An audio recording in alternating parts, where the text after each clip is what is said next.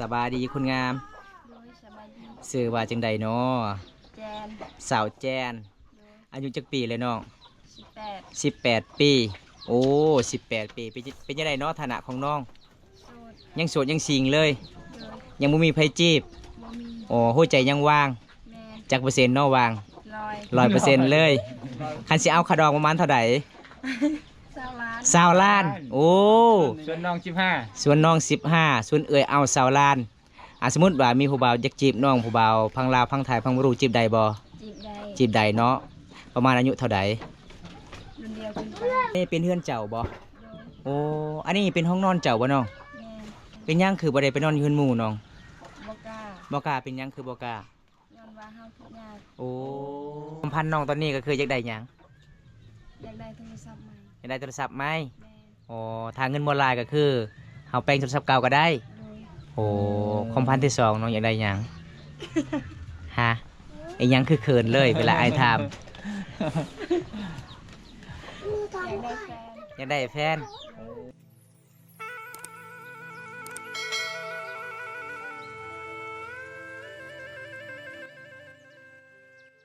สบายดีคุณงามโดยสบายดีชื่อว่าจังใดน้อแจนสาวแจนโดยอายุจักปีเลยน้อง18 ปีโอ้18 ปีเป็นจังไดน้อฐานะของน้องโสดยังโสดยังสิงเลยโดยยังบ่มีไผจีบบ่มีโอ้หัวใจยังว่างแม่จักเปอร์เซ็นต์น้อว่าง100% เลยคันสิเอาขาดองประมาณเท่าใด20 ล้าน20 ล้านโอ้ส่วนน้องส่วนน้อง15ส่วนเอ่ยเอา20 ล้านสมมุติว่ามีผู้บ่าวอยากจีบน้องผู้บ่าวพังลาวพังไทยพังบ่รู้จีบได้บ่จีบได้เนาะประมาณอายุเท่าใดรุ่นเดียวขึ้นไปโอ้อายุเท่าใดก็ได้เนาะนี่ทุกคนอันนี้เป็นสาวแจนหมู่บ้านหยังน้อบ้านละปีดเมืองใดเมืองนองแขวงสวรรณเขตเนาะโดยถ้าบ่ได้อยากมาหาคือมาหาอยู่เฮือนอยู่ศาลเฮาเลยแม่โอ้อันนี้คือสาวสวยบ้านป่าดูทุกคน ถ้าบ่ได้สนใจมาเด้อแม่นทางไทยเด้อสบายดีสาวแจนก็คือมื้อนี้บ่ใส่มาเยี่ยมมายามตอนนี้น้องไปตั้งน้ำบ่โดยน้ำหยัง ธรรมดาน้ำประดานมีใจลายลานอยู่พุ่นบ่ โอ้มื้อนี้ที่พ่อน้องคือเก่าทุกคนจะมาจะใส่จะเจ็บทางให้โอ้จักมื้อเลยน้องทางให้3 มื้อนี่แล้วเป็นจังได๋แล้วเลยบ่ยังบ่แล้วเลยเอาบ่ผู้บ่าวมาซอยเอาโอ้สิเอาผู้บ่าวอยู่รุ่นเท่าใดมาซอยน่ะรุ่นเดียวขึ้นไปรุ่นเดียวขึ้นไปรุ่นเดียวขึ้นได้โอ้ยบ่าวตานี่อายุ2 ปีเด้เอารุ่นเดียวขึ้นไปเพิ่นบ่าวสอบผู้บ่าวอายุรุ่นใหญ่เนาะถ้าบ่ได้มักของเพิ่นสาวลาวเขตนี้ทุกคนก็คือต้องเฮ็ดให้เฮ็ดสวนเก่งทุกคนทางให้เก่งเลยทุกคนเลยมื้อนี้ก็ตามที่วิถีชีวิตน้องก็ไปตักน้ำมาดานอันนี้จะมาแต่ให้แล้วบ่กินข้าวกันน้ำเลยบ่น้องกินอาหารหยังมื้อนี้บ่มีแนวกินบ่มีแนวกินสุพองามเนาะโอ้ตาแจ่มเลยทุกคนเลยที่บ่ใส่เคยมาตายให้ทุกคนได้ชมก่อนอ๋ออันนี้คือเป็นน้ำที่ทางชาวบ้านตักบ่น้องโอ้น้ำบาดาลภาษาบางคอยเอิ้นเดาะเกาะเอาทุกคนอันนี้เป็นหอดจุดที่น้องๆไปตักน้ำทุกคนวิถีชีวิตสาวลาวบริการยงแดงนึ่งข้าวเปล่าไฟต้องเอาน้ำจุดนี้ทุกคนอ๋อมาซอยน้องก่อนแบกในเด้อใจ50เด้อให้คอยซอยเจ้าเด้อสาวแจมโอ้ขยันลายเนาะสาวลาวเขตชนบทเขตนี้ทุกคนทางให้ไปเจ้าคน4 คนจ้างเงาบ่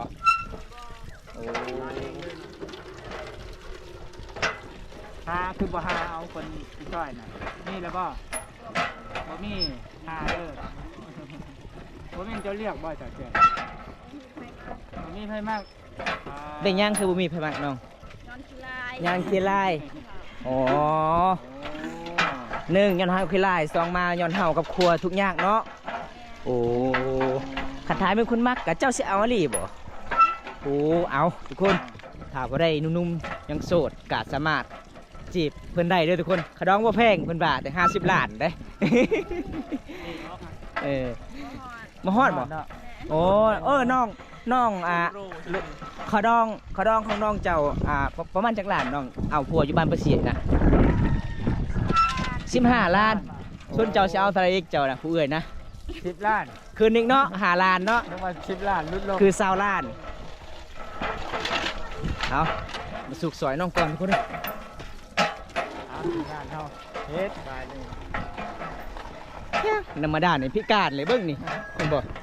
บีมันแตกแล้ว โอ้ เอาเบิ่งผู้สาวสุกน้ำก่อน นี่ทุกคนชีวิตชาวลาวทุกคนไม่สมเนาะคือหลายคนถามหาซาวแก้มบอไซไทยน้องไปอาบน้ำหลังจากนั้นกับบ่ได้เห็นเลยเขาบอกว่า เขาถามว่ารถใหญ่เข้าบ้านได้ป่ะเขาได้เนาะ เขาได้เนาะ ยามนี้เนาะแต่ยามพ้นนี่คือลำบาก แต่ว่ายามนี้ไปได้เด้อแท็กซี่เด้อถ้าผู้ใดอยากไปหาชาวแก้มเด้อก็คือรถใหญ่ไปได้รถกระบะเข้าบ้านน้องได้อยู่อันนี้ก็พอน้องน่าจะให้พอดีก็เลยน้องมันไปตักหน้าให้ทุกคนได้ชมเนาะแล้วเนาะบัดนี้เนาะ ออกไว้เนาะน้ำกัน เพราะว่าผู้สาวแอลยังดีเด้ จะห้ามน้ำจังซี่สาวลาว เวลาเจ้าตักน้ำนี่เจ้าสินึ่งข้าวเลยบ่น้อง ดึงแล้ว นึ่งแล้ว นึงไว้เดี๋ยวน้องเลย ตอนนี้12 โมงเด้ บ่าย คือหนึ่ 3 ง ได้ เลย บ่าย2บ่าย3น่ะ 12 โมงแต่ว่าข่าวเบิดแต่เช้า โอ้ มาปึ๊บไว้ไอ้บุญตาห้ามป่ะ สุดยอดเลย ไปทุกคนตามติดวิถีชีวิตน้องบรรยากาศยามแลงทุกคน อันนี้คือเป็นหมู่บ้านที่เขาเจ้าก็สิมาเจาะเห็ดนำใส่ทั้งสามหมู่บ้านทุกคนเป็นตุ้มโครงการเขาเจ้าก็มาสวยเป็นนำประปาน้อยๆแล้วทุกคนเลยถ้าเข้าใส่หลายมันก็เบิดไว้พี่น้องเลยเขาเจ้าก็เลยเจาะน้ำเล็กๆน้อย สาวลาวที่นี่ห้ามน้ำกิน ๆซีบอนบ่โอ้คันผู้ชายห้ามนี่เฮียมันเลยเด้ คำว่าใส่ห้ามนี่เลือกคุกกันนะครับ แม่น หนึ่งเนี่ยได้อยูบวยนึงถึง แต่ผู้สาวลาวเขตนี่สุดยอดเลย เคย แหมเบิ่งใน TikTok ปู๊สาวแจนเต้นแอวอ่อนขนาดเลย สุดยอดลาย บ่ สาวแจมอยู่ไสจะว่ามีปลาลายมีกุ้งลายอยู่บ้านเจ้าพายไปสอนได้บ่ถ้าบ่ได้ปลาคือได้ใจเจ้าก็ได้เอ้ย น้ำก็ใส่ๆนะแต่แบบตอนแรกมานี่ไปห้ามน้ำใส่แบบน้ำห้วยคือเก่าป่ะโอ้ เป็นตะม่วนเนาะ ยังบ่บกอยู่ป่ะยังมีอยู่นะคือเขาไปตั้งแต่หน้าฝนทุกคนเลยอันนี้ก็จนหน้าแรงแล้วจนจะเข้าอันน่ะสงกรานต์แบบโสดอยู่แน่น้องบอกว่าโสดบ่มีเพิ่นมากยังมีคนน่ะนะมาทางให้ซอยเพิ่นทางให้เด้อทุกคนเด้อ ช่วงนี้เพิ่นก็บ่ค่อยว่างนะถ้าผู้บ่าวฟังไทยอยากจะมาก็นัดกับน้องเดินน้องออก อยากได้ผู้บ่าวยามทางให้ แม่ สำเร็จทางให้บ่อยากเอาแล้ว บ่ก็คืออยากได้เลยแหละ อยากได้เลยเนาะ แม่ อยากน้องทุกคน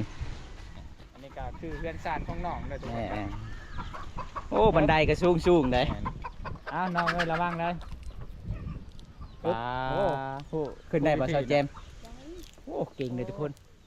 เบิ่งประตูของน้องคักสุดยอดเลยบานของน้องทุกคนเลยเห็นบ่เพิ่นสามบ้านซองน้องใส่น้องว่ามื้อนั้นอยากได้สังกะสีได้สังกะสีซื้อเลยบ่สังกะสีนะบ่มีเงินบ่น้องโอ้เบิ่งทุกคนเพิ่นสามบ้านซองน้องเห็นบ่อันนี้เพิ่นเฮือนครัวของน้องเด้แต่จุดนี้ก็คือเวลาแขกมาเยี่ยมมายามบางเขาเจ้า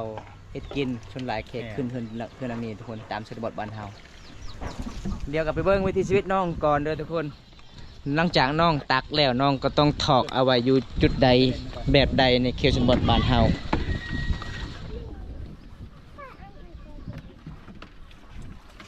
อันนี้เอาไว้ในนี้เลยเนาะคู่น้ำนี่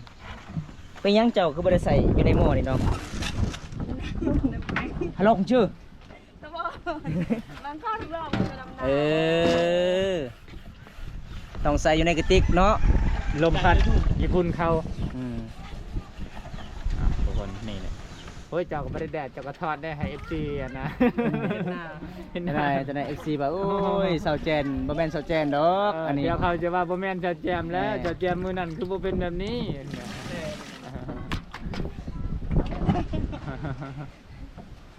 ออกเลยนะ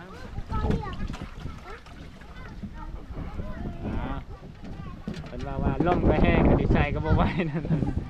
น้องมันก็เฮ็ดเวียกหนักไอ้ตัว ยอมรับว่าสาวลาวเขตนี่ขยันหลายเด้ขนาดมาแต่ไห้แต่สวนน้องก็มาทางไห้น้องก็ไปตักน้ำสเวกไอ้พ่อยไอ้แม่คันน้องเอาพัวนี่แม่นผู้ใดเนาะสิมาซอยไอ้แม่ มีแต่ลูกสะใภ้เนาะท่านมีลูกสะใภ้อ๋อท่านมีลูกสะใภ้คือลูกสะใภ้ โอ้มันแปลกเนาะส่วนบ้านเฮาแต่เป็นชาวโสดต้องนุ่งส่งเนาะ ต้องช่อง ถ้าเอาพัวก็คือใส่ผ้าถุงอย่างเดียว โอ้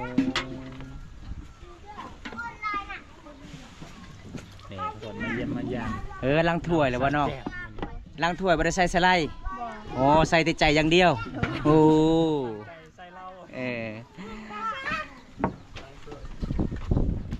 เอานี่ล่ะวิถีชีวิตสาวลาวที่ชนบทโดยทุกคนตอนเป็นสาวโสดขยันหลายถ้าบ่ได้มีแฟนเขตนี่บอกเลยว่าบ่ผิดหวังแน่นอน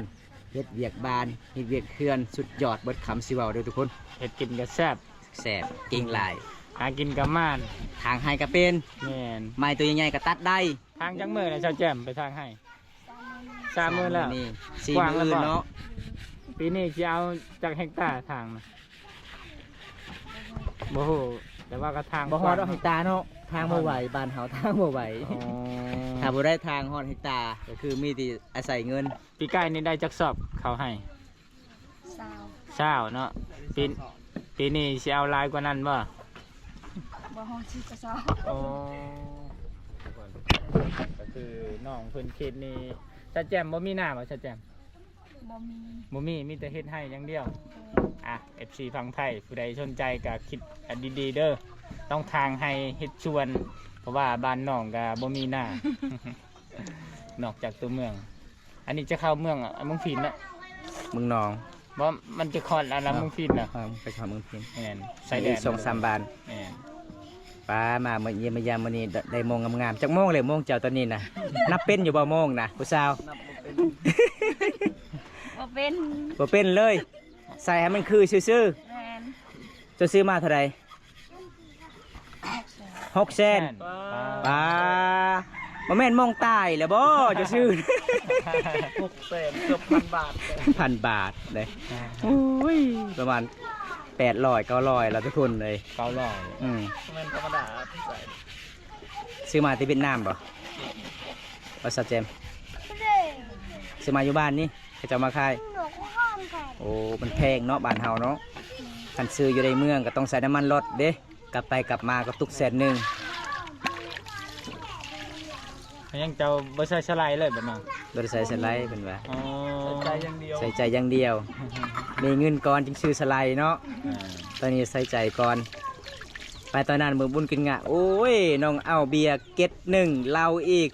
จะ ข้า ไป ว หา ต้ม ซื้อบ่ มันต้นโอ้สุดยอดอาหารแล้วแต่กินเป็นกันเองเลย โอ้เสียดายบ่ใส่บ่ได้ไปนำ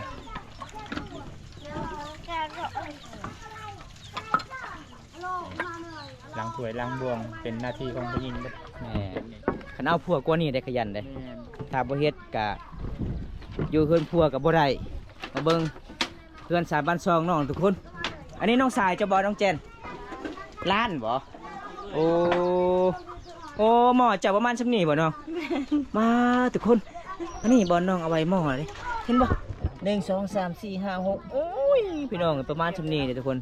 เครื่องของน้องนี่จะเป็นปองลายบ่เวลาฝนตกนี่มันก็สิ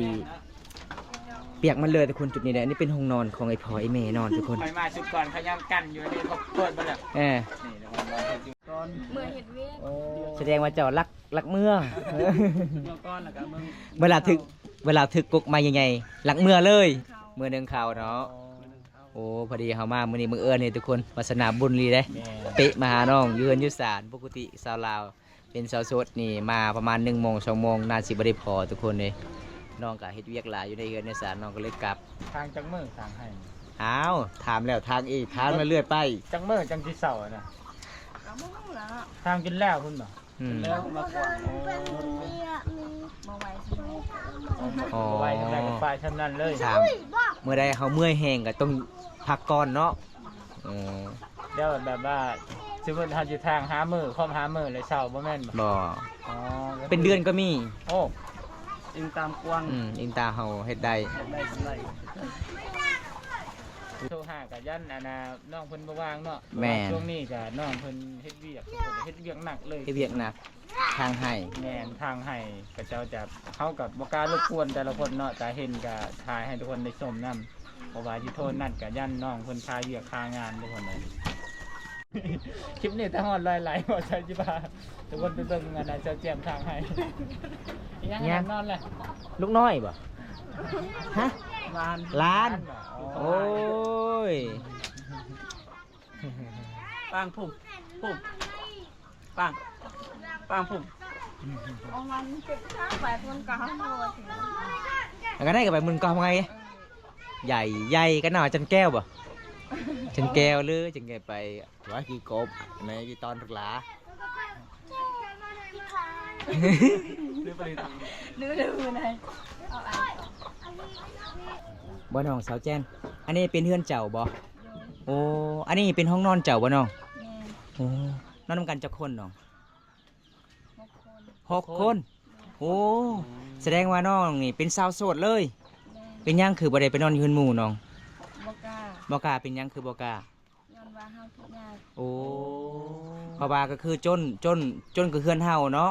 ห่างก็เฮือนเขาทุกคน เบิ่งเฮือนของน้องจะเป็นปองลายเลยทุกคนคำพอได้แนมแนมบ่คักเบิ่งบ่คักนั่นจะเป็นเพพาอยู่ทางลุ่มเนาะบ่แม่นดอกเนาะนั่นเนาะ แสงตาเว้นเด้อทุกคนเด้อ แอมกับพากระแตะ แม่น พากระแตะได้นี่ อันนี้คือบ้านสาวแจนทุกคนได้เห็นแล้วก็สงสารน้องหลายคันเวลาอากาศร้อนเย็นเนาะเฮือนเจ้าเนาะคันเวลาอากาศหนาวก็หนาวแห้งเลยได้